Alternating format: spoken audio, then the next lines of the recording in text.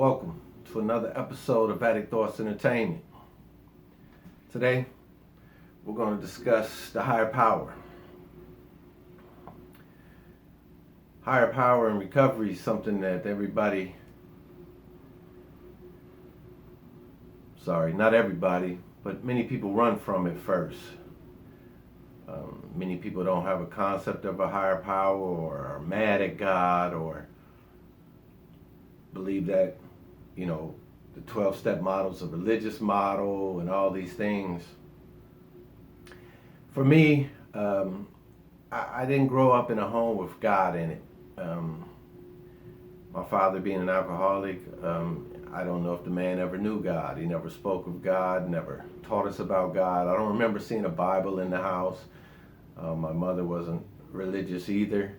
She had come from a different background that turned her against it. So growing up, I had no concept of God, didn't know who God was.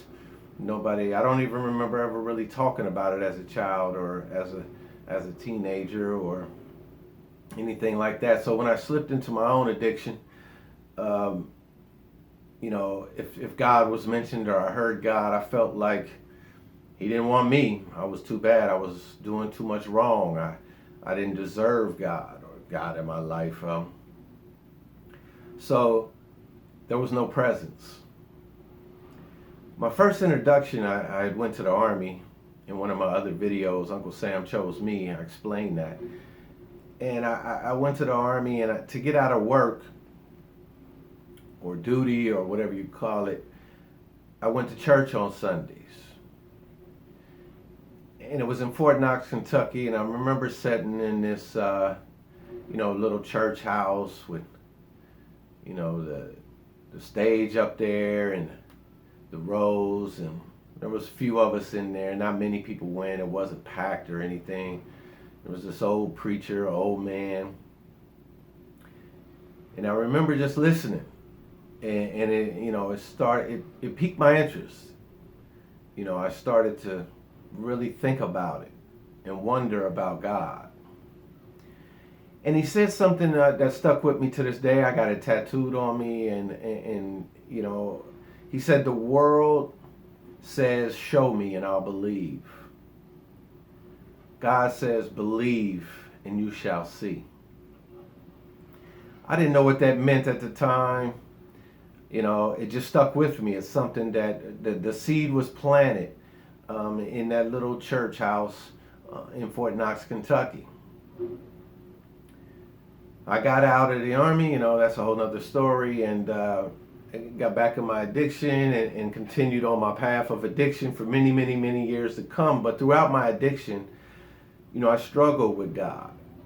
And I wanted to know more, and I was curious, and I would join churches and go to church, but all the while I'm drinking and drugging. So, there's that battle going on.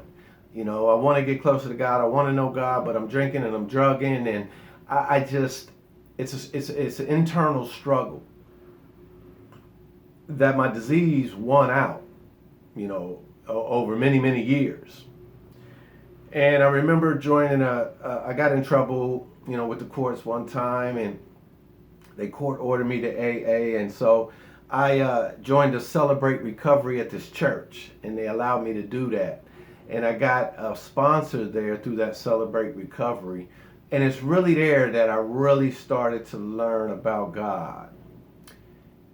And it really, really sunk in. I mean, I really wanted a relationship. I starved for a relationship with Him, but I didn't know how. And I was learning how, but I was still fighting my demons on the other side. My addiction was winning because I liked to drink and drug over everything else, no matter what. And so even though I was getting fed and I was learning and the seeds were getting planted, I was still drinking and drugging.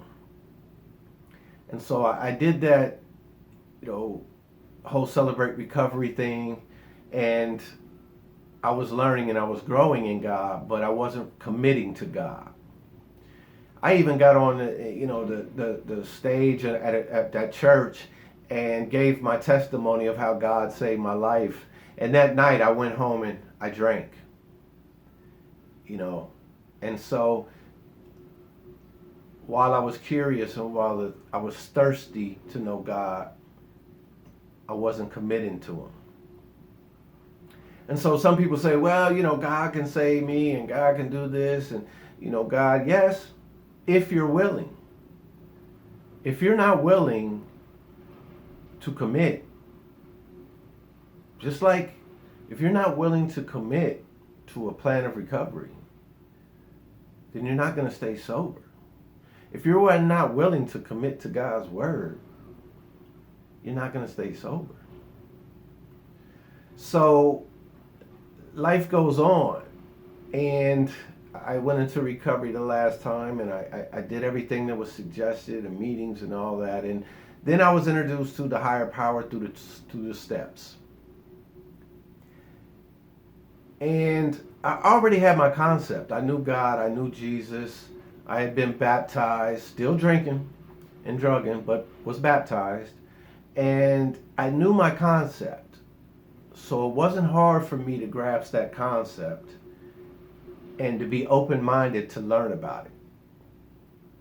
And so through the steps, my relationship with my higher power grew.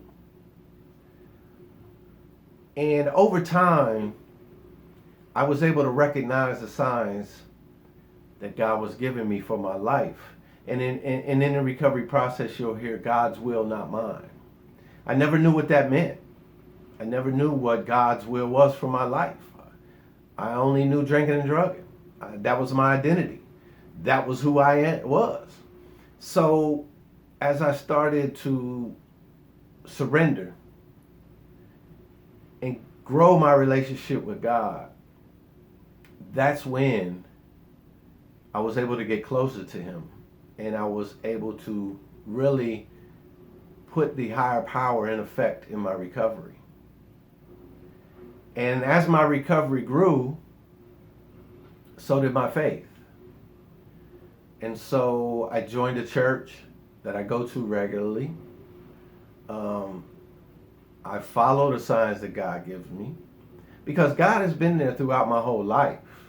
The signs were there many, many, many times. I just ignored them. I always thought I knew better. I always thought I could do better. I always thought things that was going on in my life was caused by something else, not the drinking and drugging. So the signs were there. God walked with me the whole journey. And there's many, many things in my addiction that can only be explained by God watching out for me. And my recovery can only be explained by God. I've been able to do things in my recovery that I never ever thought that I could. And that's not bragging. That's just giving God his glory. I'm a published author. I'm a college graduate in my 50s. I'm a licensed social worker and chemical dependency counselor in my state. Those are all God, not me. And this is God's work, I believe. To give back and to help people, just like somebody was there to help me during my time of need. God strategically placed the people in my life to save it. From the treatment center and all the people I met in there, the counselor, to getting out to all the 12-step recovery groups and the people I've met in there, my sponsor, who I tell all the time that saved my life. And that I believe that everybody is put in my life for a reason. And I don't take those for granted. I learn and I grow from them. So my higher power is now the centerpiece of my recovery. My church, my faith. Those are the things that drive my recovery and keep me clean today. I recognize that I'm an alcoholic, and I will be for life. I suffer with the disease. But if I do the things daily that I do for my recovery, and I keep my higher power first and foremost and do his will, not mine, then I stay clean daily, one day at a time. And so if you're out there struggling with the higher power, get a concept, get an understanding, nurture it, develop it, get a relationship with it, and let it grow. And it only helps your recovery. It doesn't hurt. My name's James, Recovery Junkie. and he chose me.